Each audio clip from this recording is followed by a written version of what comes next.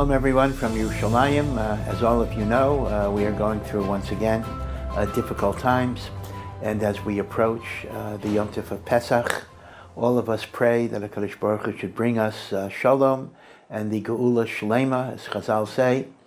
B'Nisan Nigalu, we were redeemed in the month of Nisan. Uben Nisan Asidin Ligael, and the future redemption will be coming in Nisan as well. And may all of us be zocher to see this Geula b'mehera v'yameinu.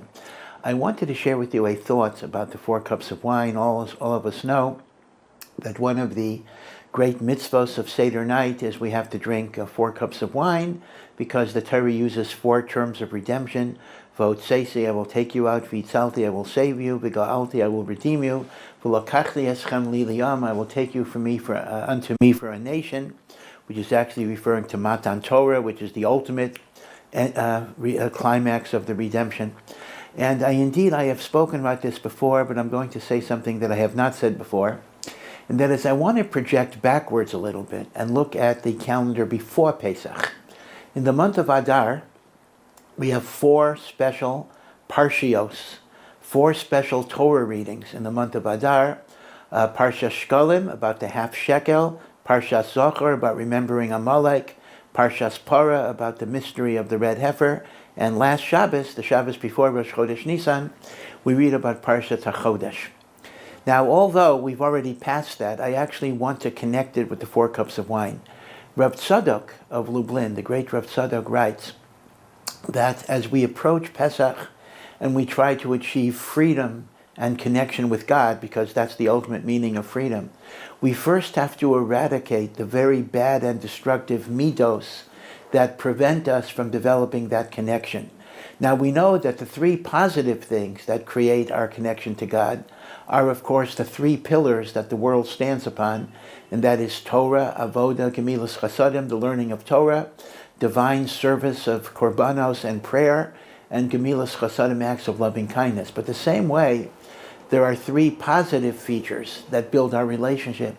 There are 3 negative features that destroy that relationship. And these are encapsulated by Rabbi Elazar HaKapor, who says, Hakina, jealousy, taiva, excessive preoccupation with hedonistic pleasure, and kavod, the incessant seeking of ego gratification. Motzian es ha'adam min ha'olam, they destroy a person's ability to connect to God.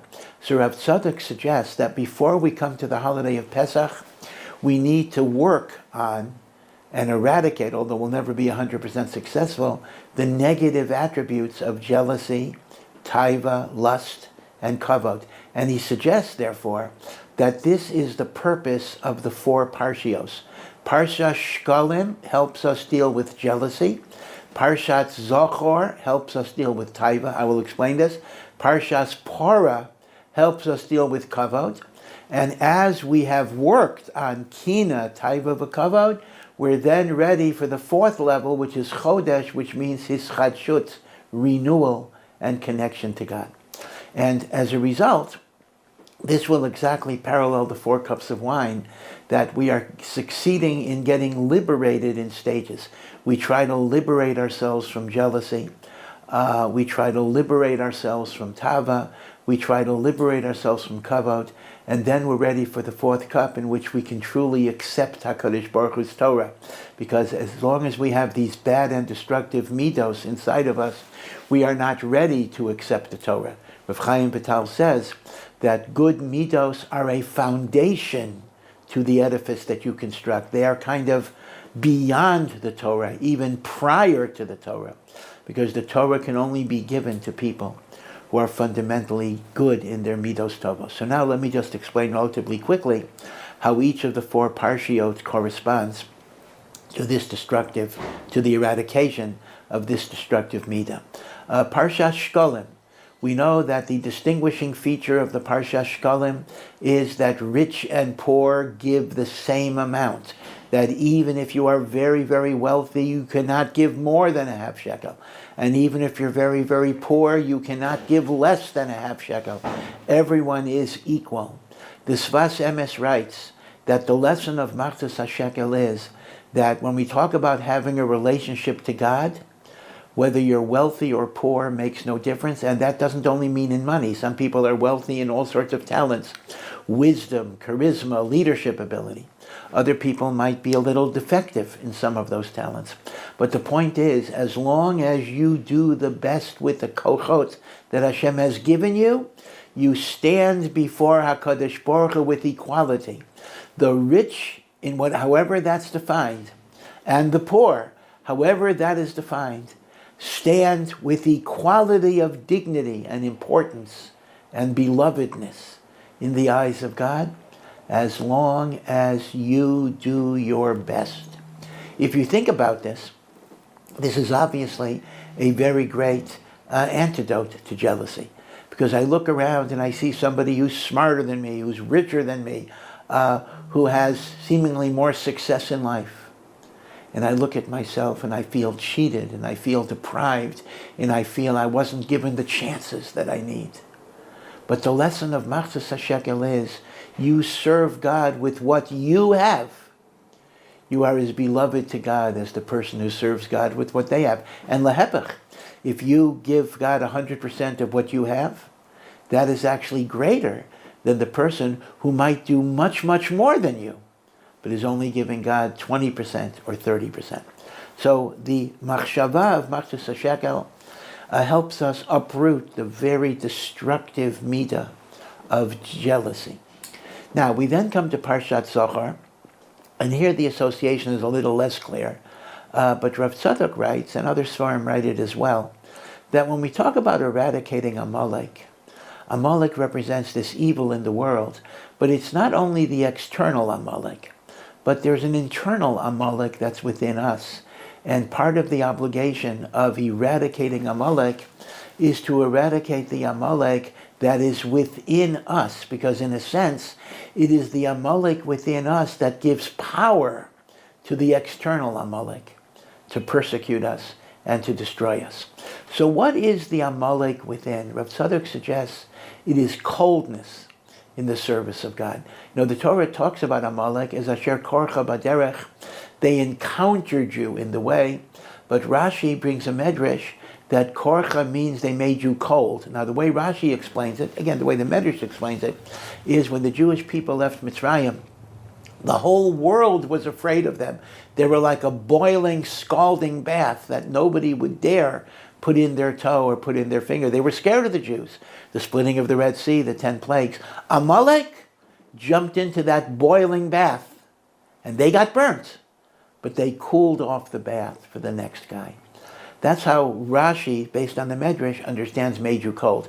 Rab Tzadok takes the same etymology, but he moves it in a different direction. He says, the shoresh, the root of Amalek, is coldness and complacency in our service of God. You know, even if a person keeps the mitzvahs, and even if a person learns Torah, and that's a wonderful thing, but if you do it without feeling, you do it without passion, you do it out of a sense of boredom or complacency or disinterest, there is something defective in that avoda, and that's kind of the Amalek of indifference and coldness. And therefore, when we talk about eradicating Amalek, we are talking about eradicating the coldness of the soul that does not respond to spirituality with joy and vibrancy. Rav Tzadok then goes on and says, why would it be that mitzvahs sometimes don't excite us? Why don't we get an excited passion about every Shabbos, every davening, every benching, every bracha? Why is it that we turn off and tune out even if we're going through the motions? So Rav Tzadok suggests that this is when you're over-involved in the hedonistic pleasures of the world. Now, Judaism is not ascetic. We do believe that a person should legitimately enjoy the world and thank God for it. But it's also true that the more we are connected to the physical and the material, the more that becomes the central part of our lives, the less attuned and sensitive we will be to spiritual pleasure. And that is because physical pleasures tend to be immediate, and spiritual pleasures take effort and work. And once we get habituated to the immediate rush, we're not willing or happy to put in the effort.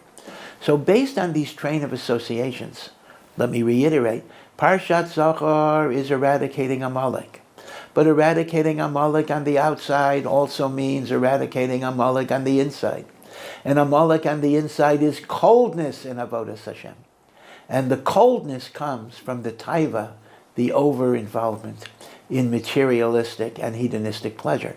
So Parshat Zachor makes us reflect on the fact that we need to disengage a little bit from the rat race of accumulation and taiva and possessions. It's okay to own possessions, but you got to be careful that your possessions don't own you, because there you're in trouble. So Shekalim helps us with jealousy. Zachor, in an indirect way, helps us reflect on taiva. And then we come to Parah Aduma, the mystery of the red heifer, in which if a person was tameh by being in contact with a dead body, so the purification ritual is to be sprinkled with the ashes of the red heifer. And this is called a chok. This is a law for which we really don't understand all the reasons. Even Shlomo HaMelech, the wisest of all people, who understood, or thought he understood, all of the mitzvahs of the Torah, when he got to this one, he realized that this was an enigma. Nevertheless, the Sifrei Chasidus give us a little bit of an explanation, and they basically tell us that death, Adam and Chava should have lived forever. Death came into the world because of arrogance and gaiva, because the Nachash told them, the day that you eat this fruit, you will be like God, understanding good and evil. In other words, the fruit was marketed as a God pill. Imagine the ultimate ego trip of being God. Now, in many ways, a human being is godlike.